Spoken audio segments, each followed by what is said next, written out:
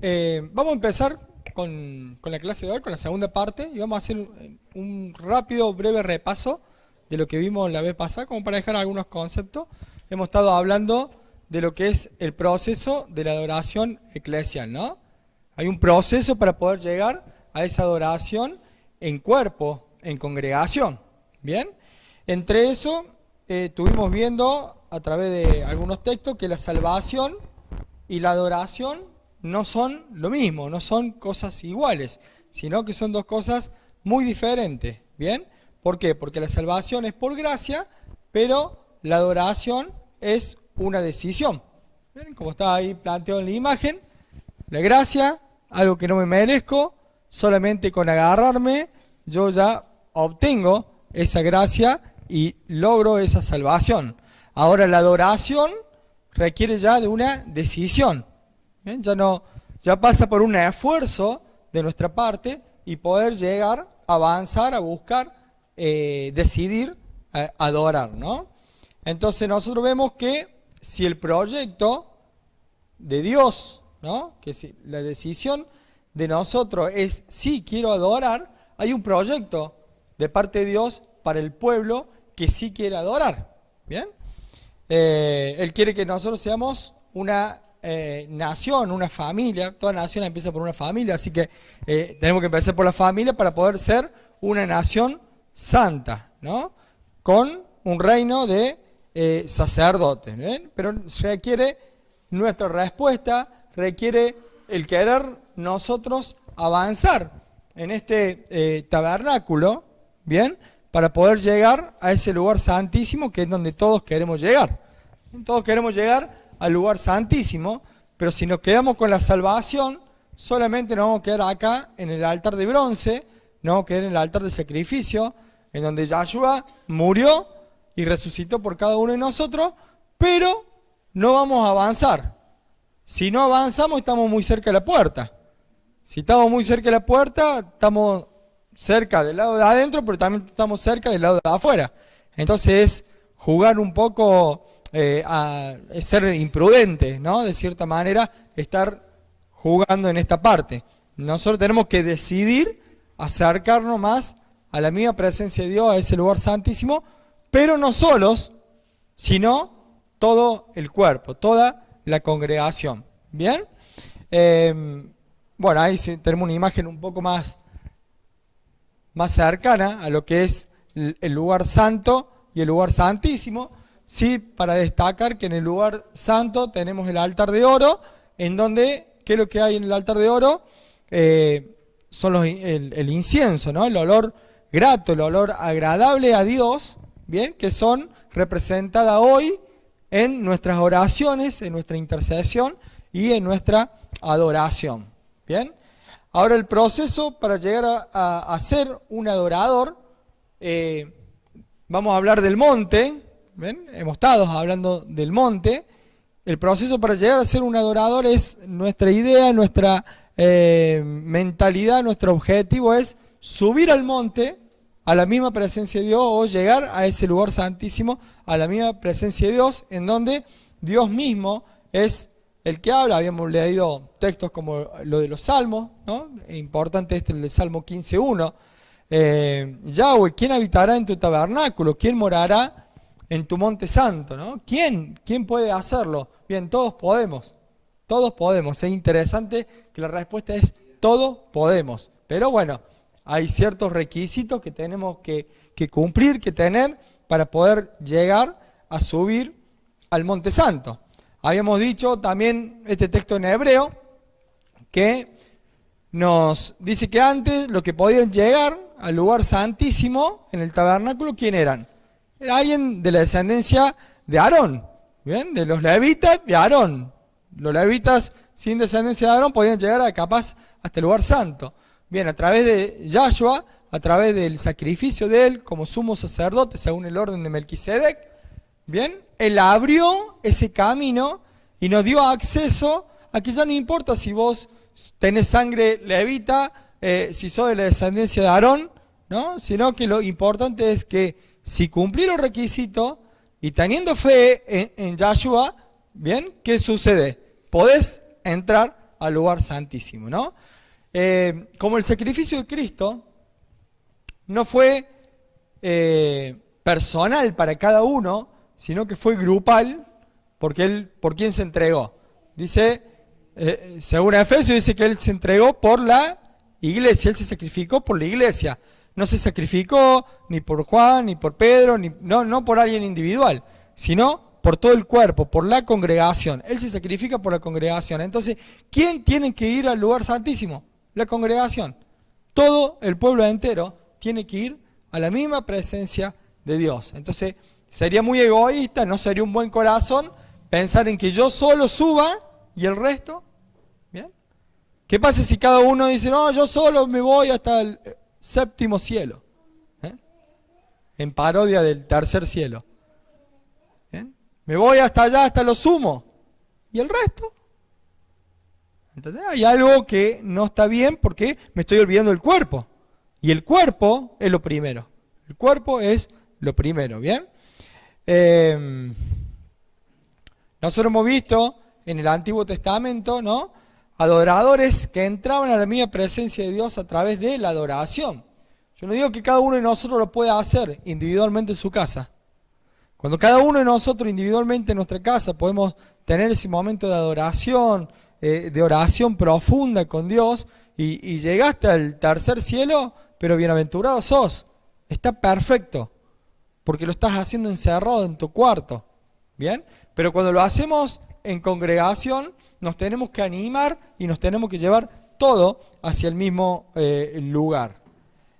Bien, y acá es donde habíamos quedado, la clase anterior, en donde subir al monte de Dios, si bien tiene varios pasos, nosotros sabemos que comienza con la alabanza y termina con la adoración.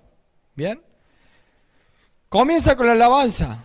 ¿Dónde nace la alabanza? La alabanza nace de las obras de Dios. ¿Bien? La alabanza nace de las obras de Dios. Entonces estoy en gratitud por lo que Dios hizo y eso me genera alabarlo. ¿Bien? Cuando alguien hace algo bueno y uno dice, che, qué bueno, mirá, qué contento me pone. ¿Qué estás haciendo? Estás alabando. ¿Bien? Estás alabando porque estás de cierta manera dando gracias, estás contento, tu espíritu se pone contento, por eso es alabanza. Bien, por lo general la alabanza se utiliza el ritmo más movido, pero no significa que una canción movida es alabanza y una canción lenta es adoración, ¿no? Eso hay que sacárselo de la cabeza porque no es así. La alabanza y la adoración depende de la letra y no del ritmo. Bien, porque yo puedo hacer una canción, ¿bien? Yo puedo hacer una canción lenta con gratitud y va a ser una alabanza, porque es gratitud. ¿Bien? Entonces el foco, el eje de la canción es más importante la letra, porque si yo estoy agradeciendo por las obras y por las maravillas de Dios, eso es alabanza. Eso me genera un espíritu contento. Yo no puedo estar alabando triste. ¿Ven? Porque si no hay algo que estoy haciendo mal. Puedo venir triste, pero a través de la alabanza me tiene que transformar el llanto en risa. ¿Ven? Porque el espíritu se tiene que cambiar. Pero la adoración no nace de las obras de Dios, sino que nace del conocimiento de Dios. Y vamos a ver que la adoración va mucho más allá de una canción. La adoración es la vida de uno. La adoración es obediencia porque conozco a Dios y obedezco. ¿Ven? Adoración es una adoración plena, todos los días, las 24 horas, cada segundo, cada momento de mi vida estoy adorando. Que después se refleja cuando cantamos, cuando estamos en congregación, ¿no? Bien, hasta ahí habíamos llegado. ¿Nosotros para qué queremos ser adoradores? ¿Para qué queremos adorar? ¿Para qué queremos llegar más arriba, subir al monte? Bien, para recibir la palabra de Dios, para poder escuchar la voz de Dios. Todos queremos escuchar la voz de Dios. Y alguno más racional puede decir, bueno, sí, la palabra de Dios la que está escrita en la Biblia, es la palabra de Dios. Si vos lo escuchás, estás escuchando a Dios. Bien, escuchá la letra, pero ¿cómo escuchás el espíritu de la palabra? ¿Cómo escuchás la revelación de la palabra? Bien, a veces algunos piensan que tiene que ser una voz audible. No, yo no digo eso. Si te sucede, bárbaro, excelente. Pero cuando la palabra te toca en el corazón, bien, y te das cuenta que eso es lo que tenés que cambiar o eso es lo que tenés que hacer, eso es revelación. Y eso es lo que Dios te está hablando. Pero ¿cuándo lo va a hacer? Cuando uno se acerque al lugar santísimo, ¿no? Hace falta entrar en el proceso de sanidad interior y de santificación. Porque si no, no vamos a llegar nunca. Si uno no sana, ¿bien? Si uno no sana, si no pasa por el lavacro, ¿cómo va a avanzar? Miren, después del lugar del altar de bronce, del sacrificio, ¿bien? Después de haber recibido la gracia y la salvación, ¿bien? ¿Qué es lo que es el segundo paso? El lavacro. Y el lavacro es esa fuente con los espejitos de bronce, ¿no? Y con agua que reflejan la palabra de Dios. Sí o sí tenemos que pasar por la palabra de Dios. ¿Pero para qué? Para ser limpiados. Y en ese ser limpiados tengo que pasar por un proceso de sanidad. Si yo no paso por un proceso de sanidad, jamás voy a llegar al monte. ¿Bien? A la cima del monte. Cuando Dios le va a hablar al pueblo en el Sinaí, Dios le dice algo a Moisés antes, precisamente 3 días antes. ¿Qué le dice?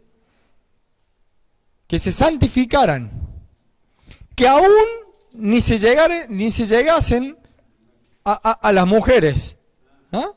O sea, aún hasta absténganse para estar puros. ¿Por qué? Porque para llegar a la presencia de Dios, para poder llegar al lugar santísimo, uno tiene que pasar por ese proceso de purificación y de santificación. El proceso de purificación y santificación se hace a través de la teshuvá. ¿Bien? La teshuvá, que no es solamente es volver al Padre, sino que es mucho más que volver al Padre, es mucho más, porque es dejar de hacer lo que estaba haciendo, es ir al momento en donde yo hice tal cosa, quitarme la culpa, recibir la gracia. Miren todas las cosas que van a suceder cuando uno realmente vive una verdadera teshuvá, para poder tener una sanación. Y en esa sanación yo me voy purificando y santificando para poder acercarme a ese lugar santísimo, ¿no? Cuando yo me voy acercando, para acercarme al lugar santísimo, yo no puedo tener resentimiento. Miren, es algo básico. Porque el resentimiento genera raíz de amargura. Y la raíz de amargura te puede hacer perder. Por eso es tan importante hablar del resentimiento. ¿Bien? No se puede tener resentimiento con nadie. Yo no puedo tener resentimiento y estar en el lugar santísimo. Es imposible. No se puede. Es fuego extraño. ¿Bien? Es entrar con algo que es contrario a Dios. Nosotros, para poder acercarnos a Dios, ese resentimiento, esa falta de perdón, no puede existir en nuestro corazón. ¿Bien? Mateo 5:23, el Señor Yahshua lo explica muy bien. Dice, por tanto, esto en el Sermón del Monte, dice, por tanto, si traes tu ofrenda al altar, y allí te acuerdas de que tu hermano tiene algo contra ti, bien, dice, te acuerdas de que alguien tiene algo contra ti, ni siquiera vos tenés algo, no, alguien tiene algo contra ti. ¿Qué dice?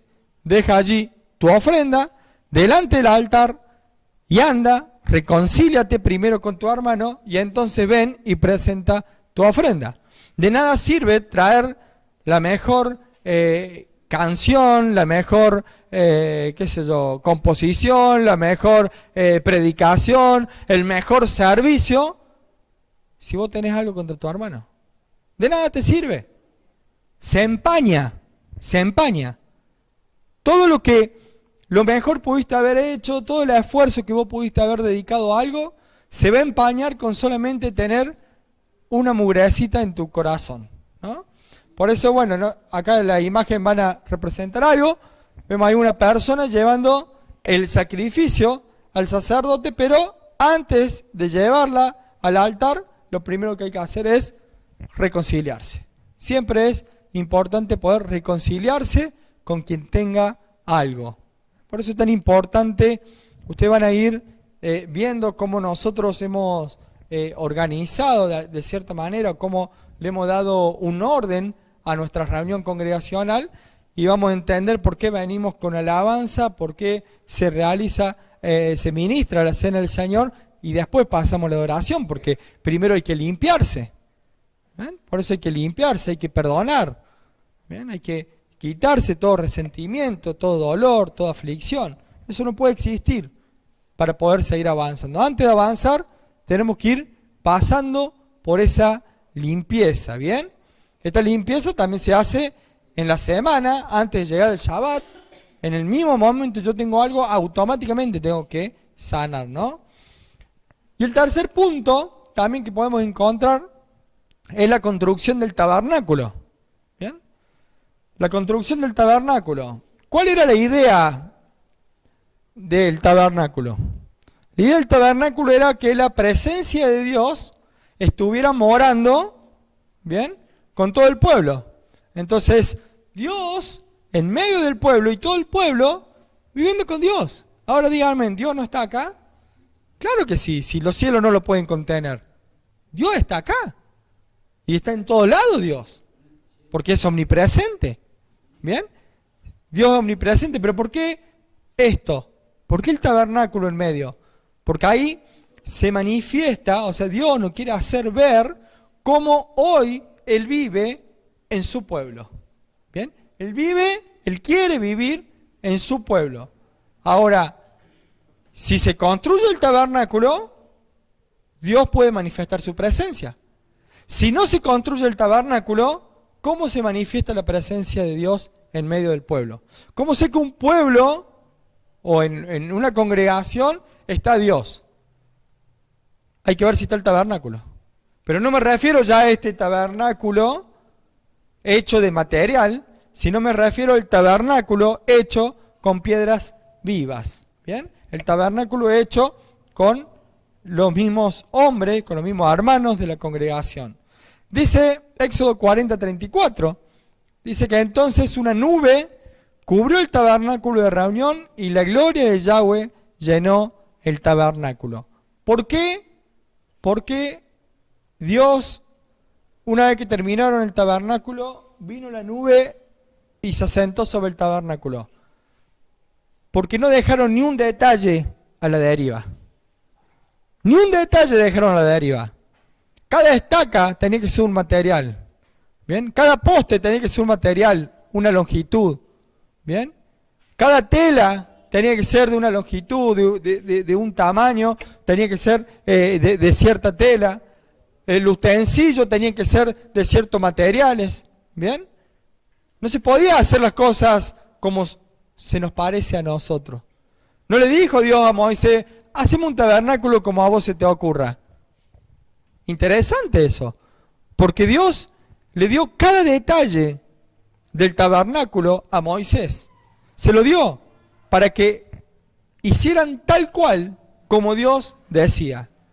Ahora, la congregación, el templo vivo, tiene detalles por Dios. Tiene puestos detalles por Dios, que no lo podemos dejar al azar. Entonces yo no puedo decir, no, yo hago esto porque a mí se me antoja. No, tiene que haber una demostración, tiene que demostrarse bíblicamente cada cosa que hagamos o no hagamos. Entonces cuando nosotros vamos a ver diferentes cultos, uno puede ver, ¿por qué hacen esto? No, porque lo aprendí así. Ah, ¿lo aprendiste así de quién? ¿De Dios? ¿De la palabra? ¿O de quién te enseñó? Es muy importante porque la palabra, todo lo que nosotros hacemos tiene que estar justificado con la palabra, ¿no? Y no sacándolo de contexto, sino haciéndolo como tiene que ser. Ahora, el proceso, entiendan esto, ¿no? Dios no cambia. Dios, uno de los atributos de Dios es que es inmutable. O sea, quiere decir que Dios no cambia. Si Dios dio a Moisés el diseño del tabernáculo para morar, ¿puede ser que una congregación no tenga el mismo diseño? Espiritualmente hablando. Tiene que tener el mismo diseño. Si Dios le dio esto a Moisés, le dio este diseño, ¿por qué va a cambiar Dios? Y va a decir, no, ahora quiero que hagamos otra cosa. Vamos a hacer un show, no vamos a hacer el tabernáculo. No vamos a hacer el sacrificio. No hace falta que pasemos por el lavacro, pasemos todo por delante. ¿Dios cambia? Dios no cambia. Dios es inmutable. Entonces quiere decir que la reunión congregacional, no estoy hablando de cualquier tipo de reuniones como la evangelística o la reunión abierta al público o una reunión en casa de familia o en la plaza o en cualquier otro lado. Yo estoy hablando de la reunión de los discípulos. La reunión de los discípulos tiene un diseño que está establecido en el mismo tabernáculo. Hay un proceso para estar acá y llegar acá. ¿Bien? Entonces hay que tenerlo muy en cuenta, porque si no, la gloria de Dios nunca va a llegar. Y para que la gloria de Dios, la nube, ¿no?, se pose en el lugar santísimo, se tiene que hacer todo como Dios dice. Si nos escapamos del diseño de Dios, y Dios no se va a sentar, ¿no? Y una cosa, el pueblo obedeció y Dios lo acompañó en todo momento. A donde iban, Dios estaba. Mejor dicho, no era donde iba el pueblo, iba Dios. A donde Dios iba, el pueblo obedecía y seguía. A pesar de que en algunos momentos pasaron por ciertas dificultades, siempre estuvieron al lado de la nube, ¿no? Bien. Efesios 2:19 dice que ya no somos extranjeros ni advenedizos, sino que somos conciudadanos de los santos y miembros de la familia de Dios. Me encanta esta segunda parte, ¿no? Miembro de la familia y no de una nación, ¿no? Como que el ciudadano somos todos, pero familia no somos todos, ¿no? La familia se parece en muchas cosas, ¿no? Entonces dice que así que ya no sois extranjeros, ya no somos, no estamos fuera del pacto, entramos al pacto, ¿bien? Ya no somos extranjeros, ya no somos advenedizos, sino que somos conciudadanos de los santos. Y si somos conciudadanos de los santos, significa que también tenemos que ser santos. Porque algo nos tiene que parecer. ¿Bien? Y miembros de la familia de Dios. Y acá viene la parte importante, ¿no? Dice, edificados sobre el fundamento de los apóstoles y profetas, siendo la principal piedra del ángulo Jesucristo mismo, ¿no? Dice que en quien todo el edificio, bien coordinado, ven, que no es así nomás, sino que tiene que haber un orden bien coordinado, bien, va creciendo para ser un templo santo en el Señor. Entonces la congregación, para que habite el Señor, tiene que ser santa. Tiene que ser santa, ¿bien?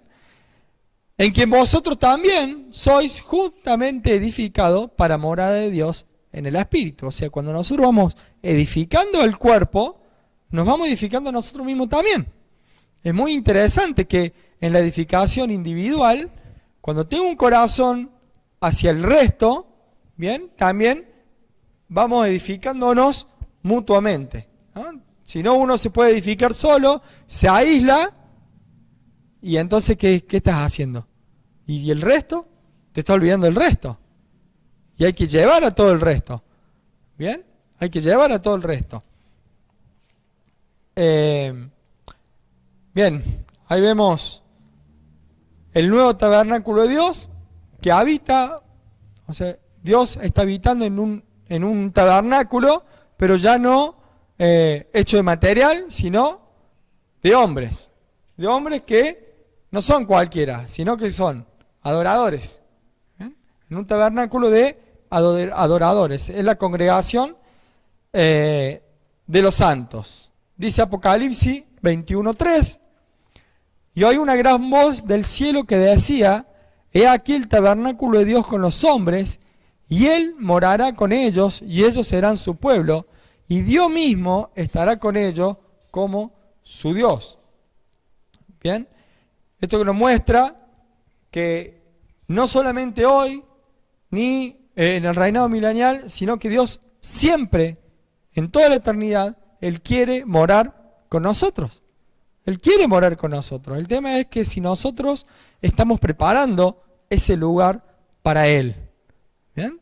Acá no pasa por si, a ver qué esfuerzo tengo que hacer yo a mi pensamiento para que Dios habite en mí. No, es solamente obedecerlo a Él. Si yo lo obedezco a Él, si yo hago el templo que Él quiere, bien, Él va a estar habitando entre nosotros. Entonces la decisión está en nosotros, no en Dios en ese sentido, porque Él pone el libre albedrío para que nosotros lo elijamos o no. Pero el elegirlo a Dios no pasa por la boca, no pasa por lo que decimos, sino que pasa por lo que hacemos, por lo que vivimos, ¿bien? Por lo cotidiano, no por lo que hacemos una vez a la semana, sino por lo cotidiano, por el día a día, el diario, ¿no? Quiero hacer, bueno, vamos a leer este texto, no es un texto. Los adoradores de Dios son sus moradas. ¿Bien? Dios mora ¿en dónde? En donde hay un pueblo de adoradores. Hay un pueblo de adoradores, no de cantores, adoradores. Adoradores son personas que son obedientes a Dios. ¿Bien? La adoración no pasa por si canto bien o canto mal, porque si no, más de uno quedamos afuera, ¿no? Varios de los que estamos acá quedamos afuera. Si no se tocan un instrumento, bueno, acá en esto varios de ustedes quedarían afuera. ¿Ves? ¿Bien? Entonces, ¿qué pasa si yo no tengo un don musical? ¿Qué pasa si me quedé afuera? Acá no pasa por tu don musical. La adoración pasa por la obediencia de la persona, ¿bien? Por la predisposición del corazón para ser un adorador. Y no por el oído afinado. Pasa más por el corazón. Puede ser el mejor cantante del mundo. Puede tener una voz privilegiada. Puede tener una habilidad en cualquier instrumento. Pero si tu corazón no está alineado, olvídate. Puede ser una adoración hermosa para el hombre, pero no para Dios. Porque Dios mira los corazones. ¿Bien? Así que gloria a Dios a todos los desafinados, que mira el corazón de Dios, ¿no? Tiene que haber una realidad en quien es templo de Dios. Si nosotros somos piedras vivas, en donde habita Dios, y Dios es luz, no es tiniebla, ¿bien? ¿Qué significa esto? Que nosotros tenemos que irradiar luz. No nos tendría que sorprender que estemos en el supermercado, como dice ahí, haciendo las compras y que alguien se te acerca y te empieza a contar cosas de su vida como pidiendo ayuda. Y voy a decir, pero si yo no le pregunté nada. Ni cuenta se da, pero está viendo tu luz. Y se acerca. Ni sabe conscientemente, no lo sabe, no se acercó conscientemente. Inconscientemente se te acercó buscando ayuda. ¿Por qué? Porque hay algo especial en el templo de Dios. Hay algo especial en las personas que son piedras vivas. Porque el Espíritu se tiene que ver. Se tiene que ver. Se nota. Se nota. ¿No? Entonces, si viene alguien con problemas y yo le hago lo esquivo, entonces ¿para qué soy templo de Dios? ¿Para qué soy templo de Dios? El templo de Dios, ¿para qué sirve? Claro, es como el que estudió medicina y viene un enfermo y no, che, que lo atienda otro. ¿Para qué estudiaste medicina? ¿Para qué estudiaste medicina? ¿Te acercaste a Dios? ¿Tenés la luz? Usala. Iluminá. ¿Bien? A veces el iluminar es una palabra, a veces el iluminar es una oración, A veces el iluminar es solamente escuchar. ¿Bien? Pero somos luz, porque somos una piedra viva. ¿Bien? Y esa piedra viva tiene que reflejar, ¿no? La adoración es un camino muy poderoso para poder estar ligado, pegado, unido a Dios. Pero esto se debe aplicar en la vida diaria. No solamente en el culto, no solamente en la reunión, porque ahí si no ya me torno en un religioso. Y solamente vivo, como quien diría, me pongo la camiseta en el momento del partido, pero fuera soy del otro equipo. ¿Bien? Y esto no es así. Uno tiene que ser permanente. La adoración es diaria. Hay un hombre que se llama Carlos Colonna que dice: no podemos detenernos en construir iglesias materiales como morada de Dios entre los hombres.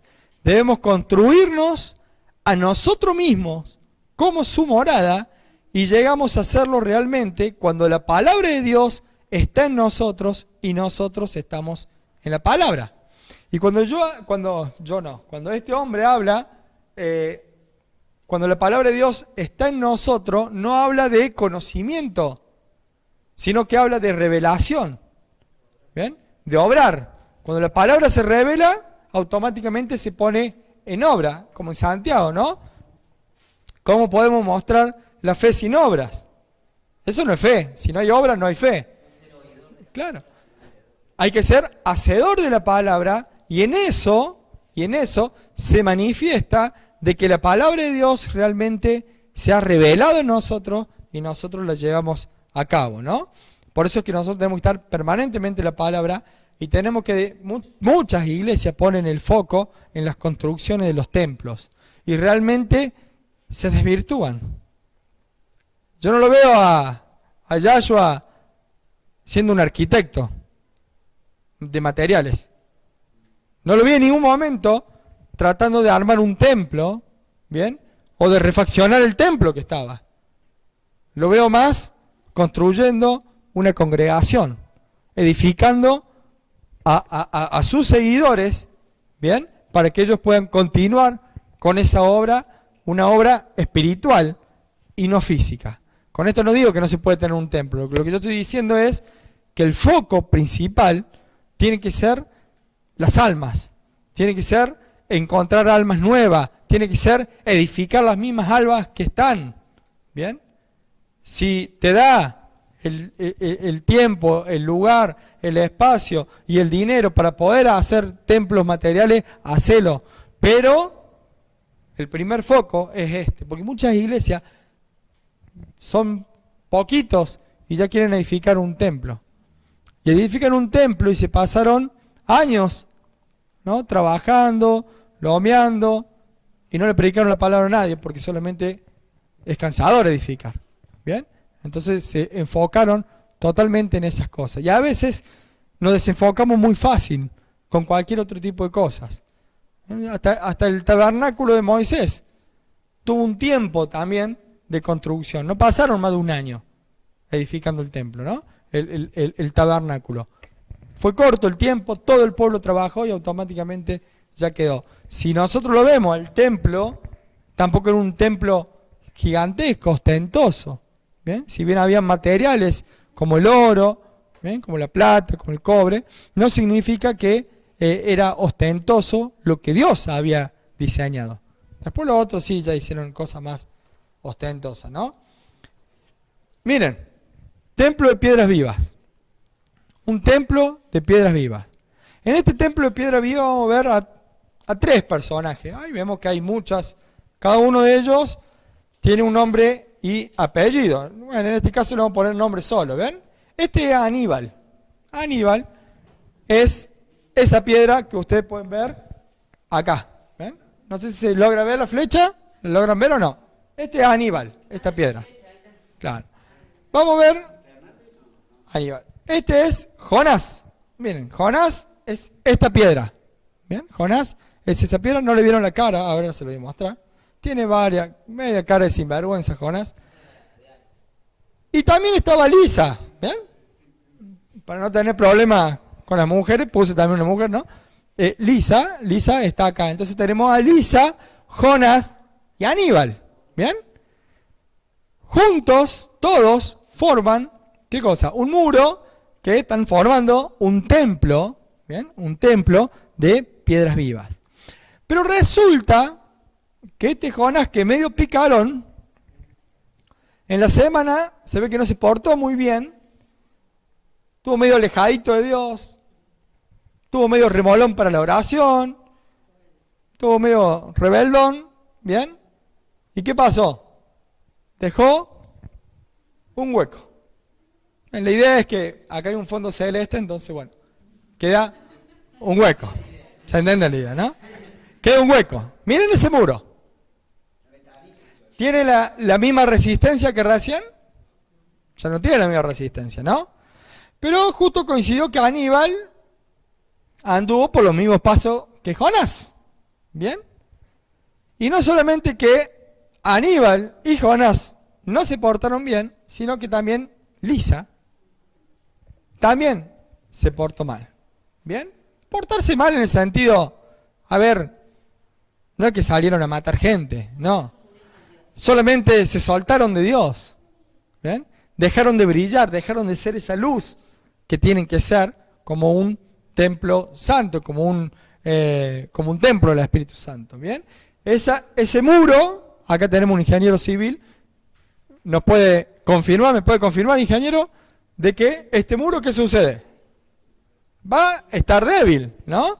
Entonces de repente, miren, quizás 3, 4 o 5, ¿bien? Pueden llegar a hacer que de ese muro pueda ser un rejunte de piedras tirado, un poco de escombro, ¿no? Materiales sueltos en un lugar no es una casa, ¿bien? Si yo pongo ladrillos en un terreno, no es una casa. Una casa va a ser cuando cada ladrillo esté cumpliendo la función. Y la función de cada uno, ¿bien? Vamos a sacar así, es sostener a otros. Ser sostenido y sostener a otro. ¿Cómo puedo sostener yo a otro si no quiero estar en comunión con Dios? Si no tomé la decisión de ser un adorador. ¿Bien? Porque Dios busca adoradores que le adoren en espíritu y en verdad. Entonces, si yo no soy adorador, ¿soy una piedra? ¿Bien? Y en espíritu y en verdad es interesante, ya lo vamos a ver más adelante, ¿no? Espíritu y en verdad es espíritu y verdad. Es razón, pero también una búsqueda de Dios en espíritu, ¿no? Bien. Vamos a ir.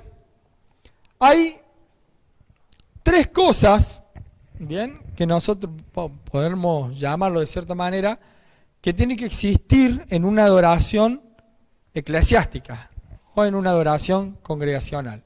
Uno es la alabanza con júbilo, la otra es la contemplación y la otra es la adoración. Son 3 pasos, ¿no?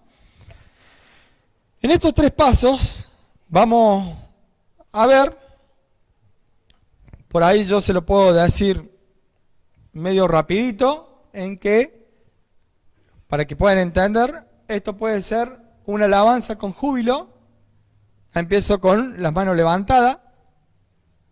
Ya acá estoy más detenido, más pausado, que sería una contemplación, y una adoración sería una rendición total.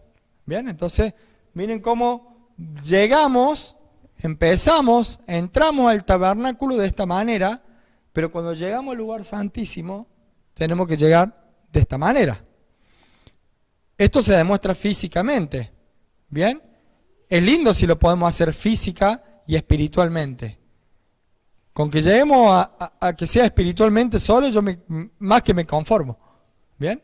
Pero es una actitud física y espiritual poder pasar desde una alabanza con júbilo, pasar por el proceso de la contemplación y al proceso de la adoración. Ahora lo voy a explicar a las 3 para que se pueda entender mejor, ¿no? Alabanza, ¿cuál es el significado de alabanza con júbilo? ¿Bien? Júbilo significa gozo, miren, gozo o alegría muy intensa que se hace ostensible, o sea que se hace visible. ¿Bien?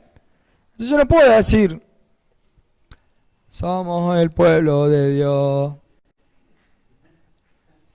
No, no se ve nada, no es ostensible, ¿ven? Como dice ahí. ¿Dónde está el gozo? ¿Dónde está la alegría? Entonces, ¿eso es alabanza? Obviamente que no. Aunque la canción que estoy cantando es alabanza.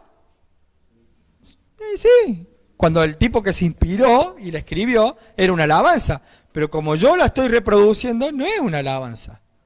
Porque la alabanza se ve en el gesto, en el tono de voz, en mi semblante, en mi posición. En mi posición. ¿Ven? En todo eso, en cómo estoy por dentro. A ver, cuando nosotros oramos, el Señor Yahshua enseñó, vosotros oraréis así, Padre vuestro que estás en los cielos, santificado sea tu nombre. ¿Ven cómo empezó la oración Yahshua? Santificado sea tu nombre. ¿Qué estoy diciendo? ¿No lo estoy alabando? Santificado, santo es tu nombre, Yahweh. ¿Bien? ¿Por qué es santo? ¿Por qué uno dice eso?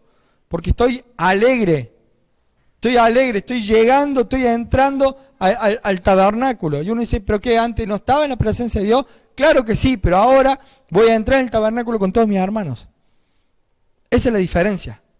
Porque es una adoración, bien, eclesial. Es una adoración en el cuerpo, ¿no? Que tengo que empezar con la alabanza. En esta primera parte, nosotros tenemos que hacer como una disciplina, como un hábito obligatorio esto. Porque la alabanza, vos podés venir con un montón de problemas que pueden estar sucediendo en tu hogar, en tu familia, en tu trabajo y en un montón de cosas. Uno puede venir con preocupaciones, pero el momento de alegrarme, miren, lo del mundo lo saben mejor que nosotros. El del mundo te ve mal y ¿qué te dice? No te importa, vení, vamos a tomar una birra. Vamos a tomar una cerveza y comemos una pizza y la pasamos bomba. Y vamos al boliche, vamos. ¿No te dice así alguien del mundo? ¿Qué te quiso hacer? Inconscientemente te está diciendo, olvídate el problema, vamos a alegrarnos. Son más inteligentes. Miren la estrategia y ni siquiera la saben. No la saben por qué. Te ofrecen, cuando vos estás triste, ¿qué te ofrece un amigo del mundo? Vamos a alegrarnos. ¿Para qué? Para que se te pase, para que te olvides. ¿Bien?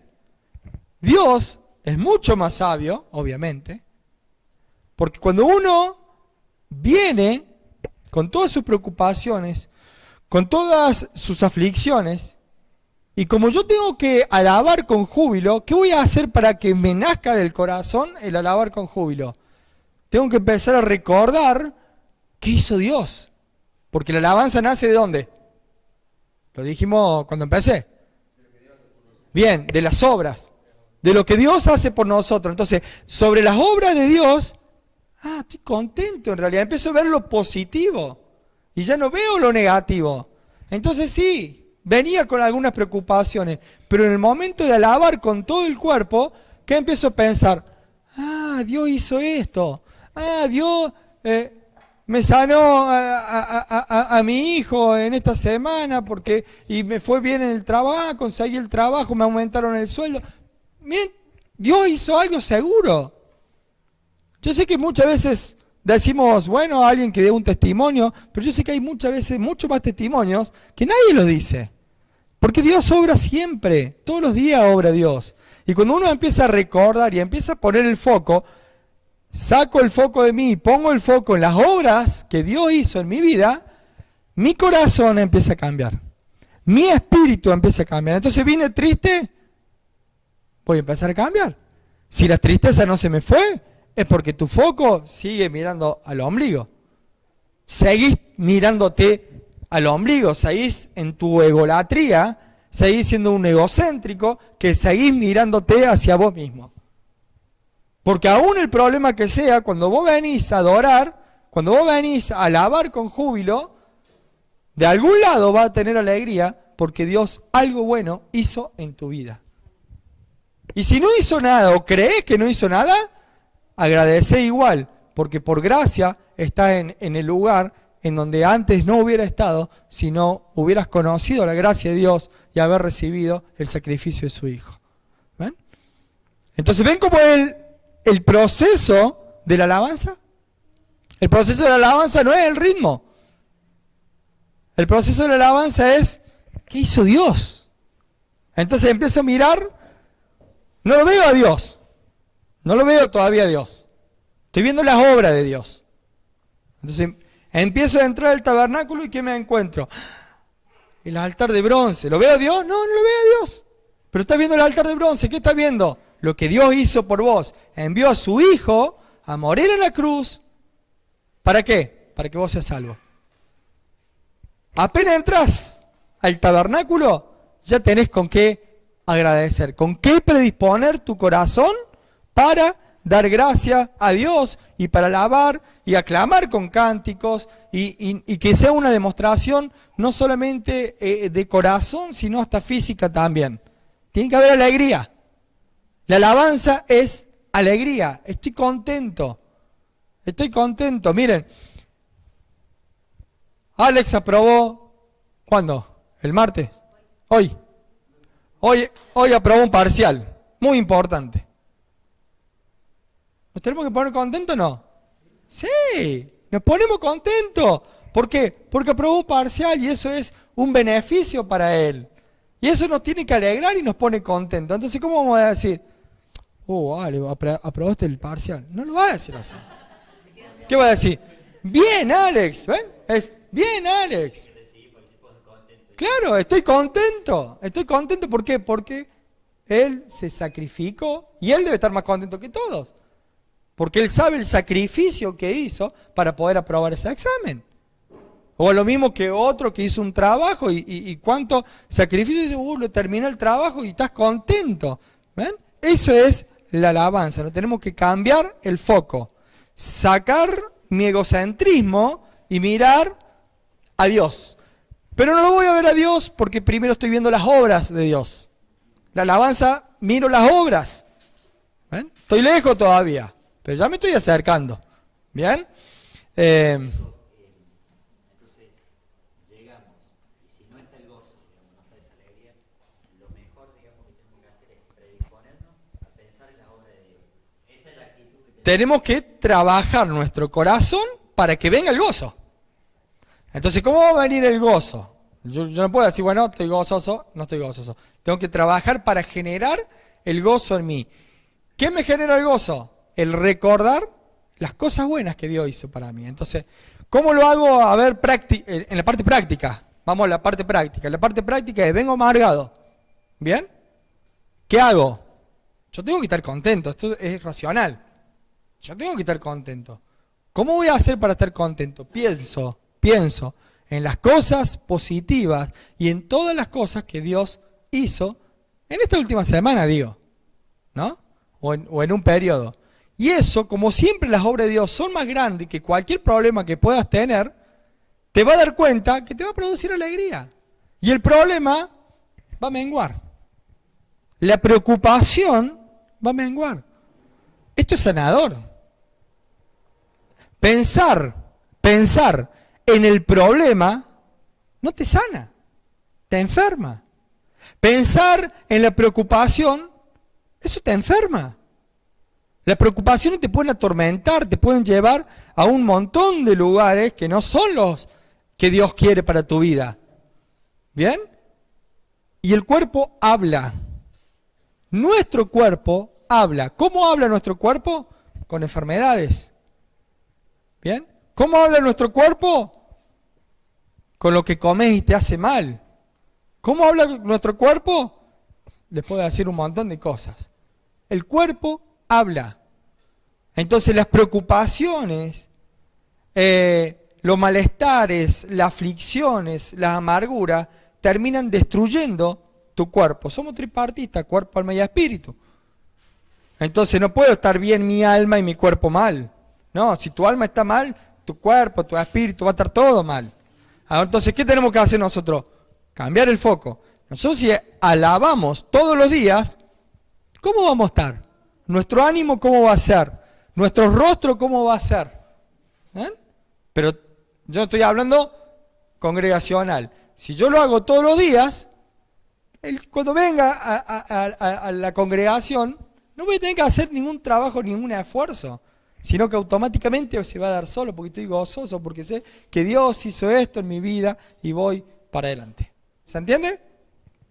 Bien, bueno, vamos.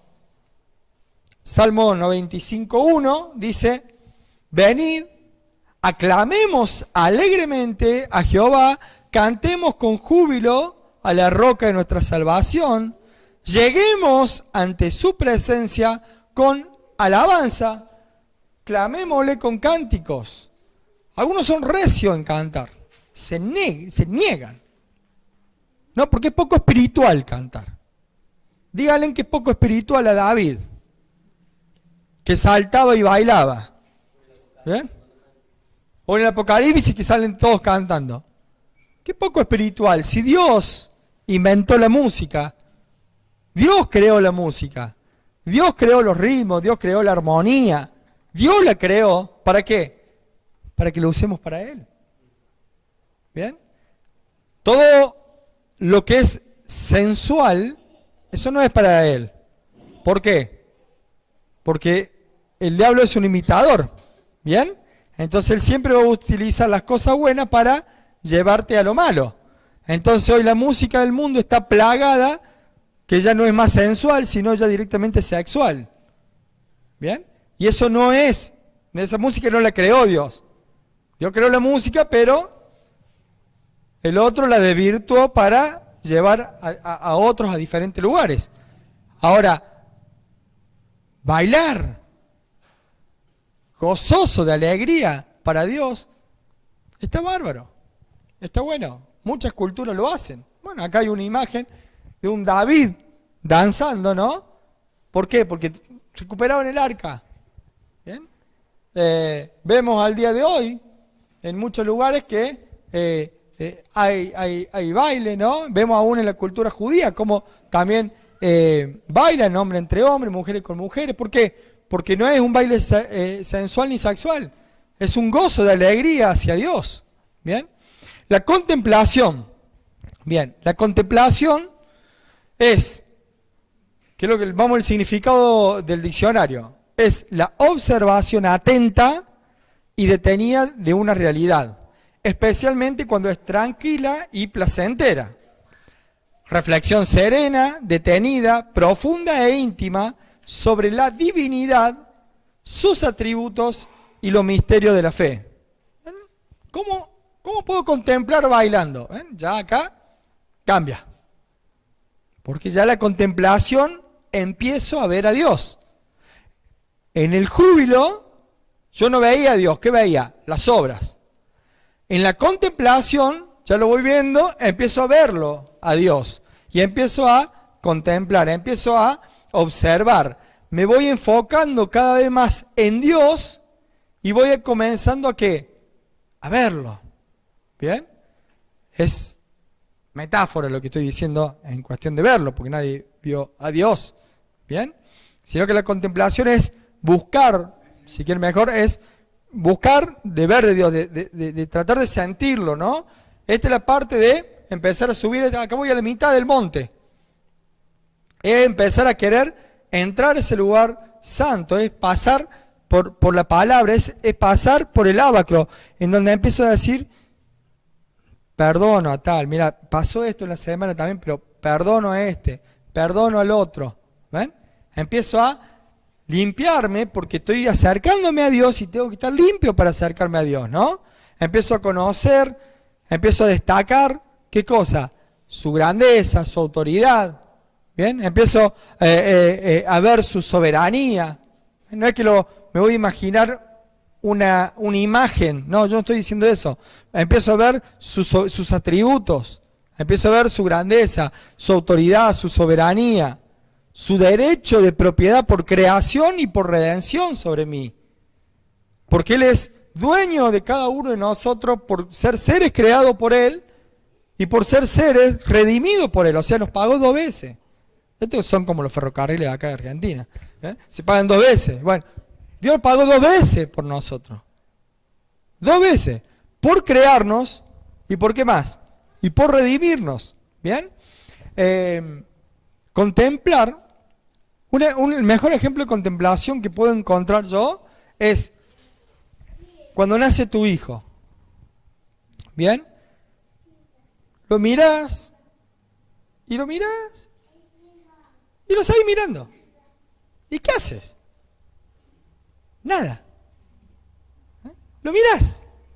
¿Qué estás haciendo? Estás contemplando.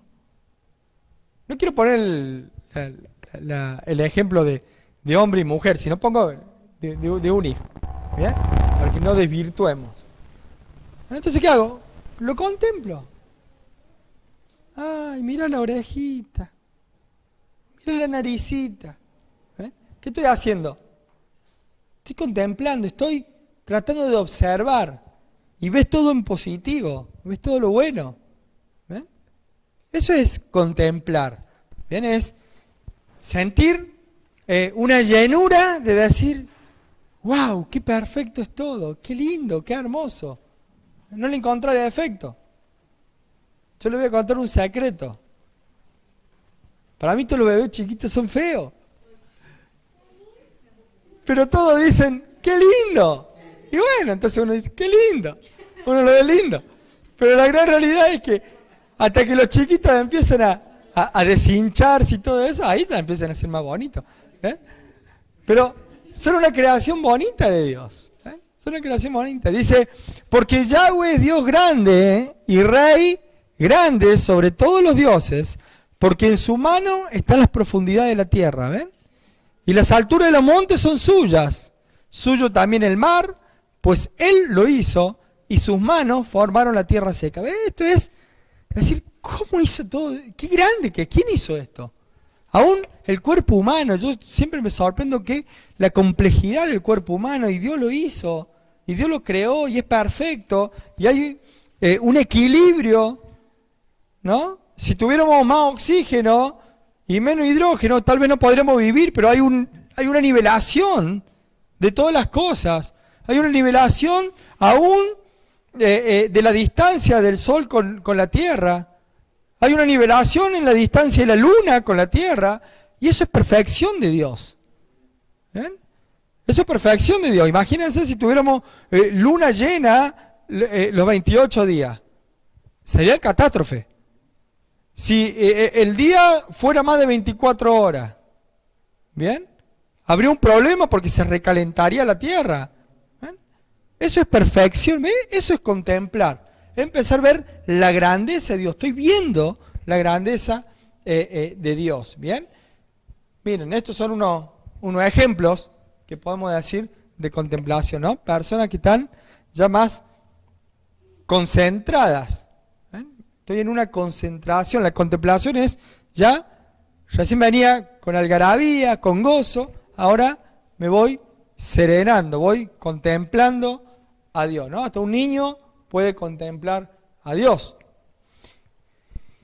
Y por último, por hoy, vamos a ver en un pantallazo la adoración. En la adoración ya hay un foco directamente en Dios, en ya estar cara a cara de una manera, ¿no? Hay una rendición incondicional. Me rindo delante de Dios. Me olvido del que está al lado, me olvido del que está al frente, yo me rindo, me postro, me humillo delante de la presencia de Dios. ¿Por qué me tiro al suelo? Porque está el Rey. Solamente por eso. ¿Bien? Porque está el Rey. Hay un éxtasis, por decirlo, ¿no? Al sentirse amado, ¿ven? Me siento amado por Dios y eso genera que me caiga al piso. Eso genera que me postre, que levante la mano, que haga algo, que haga un gesto de adoración, de entrega, porque yo también amo y no lo llego a amar encima como Él me amó a mí. No entiendo su amor. No entiendo por qué me amó tanto justamente a mí. ¿Ven? Y de esa manera yo me postro delante de Él, ¿no? Observamos entonces que la alabanza uno entra con las manos levantadas, con júbilo, ¿no? La contemplación ya voy, como quien diría, menguando hasta quedar directamente postrado delante de Dios, ¿no? Y Salmo 95:6 dice: venid y adoremos y postrémonos, arrodillémonos delante de Yahweh nuestro Hacedor, porque Él es nuestro Dios, nosotros el pueblo de su prado y ovejas de su mano. Bien, un texto más, dice Miqueas 6:6 al 8, dice: ¿con qué me presentaré ante Yahweh? ¿Y adoraré al Dios Altísimo? ¿Me presentaré con Él con holocausto, con becerro de un año? ¿Bien? ¿Se agradará Yahweh de millares de carnero o de 10.000 arroyos de aceite? ¿Daré mi primogénito por mi rebelión, el fruto de mis entrañas por el pecado de mi alma? Oh hombre, miren lo que dice. Él te ha declarado lo que es bueno y que pide Yahweh de ti solamente hacer justicia. Hacer justicia es ajustarte a la voluntad de Dios, ¿bien? Y amar misericordia y humillarte ante tu Dios, ¿bien? Ajustar tu vida a la palabra de Dios. Sé misericordioso, sé perdonador, no tengas nunca nada con nadie. Quítate todo rencor, todo resentimiento y humíllate delante de Dios. Es el proceso para poder adorar, ¿no? La adoración crece en nosotros a medida que hacemos un camino en el conocimiento de Dios. A medida que más lo conozco, más se me revela, más voy a poder adorarlo. Y mientras más nos alejamos del conocimiento de Dios, más nos vamos a alejar de la adoración. Si yo no quiero conocer a Dios, es porque no lo quiero adorar, ¿no? Como definición de adoración, podemos decir que nuestra respuesta a la revelación personal de Dios es la celebración de la vida de Cristo en mí. Toda nuestra vida debe ser adoración. Adoración es una experiencia personal y comienza en el corazón de cada uno, ¿no? Dice que este pueblo de labios me honra, mas su corazón está lejos de mí. ¿Bien? Estas son las posiciones típicas que podemos tener en una adoración, ya uno entregándose a Él. Bien, por esto ya lo vamos a terminar y el martes que viene vamos a estar viendo razón versus emoción. Bien, que Dios lo bendiga mucho.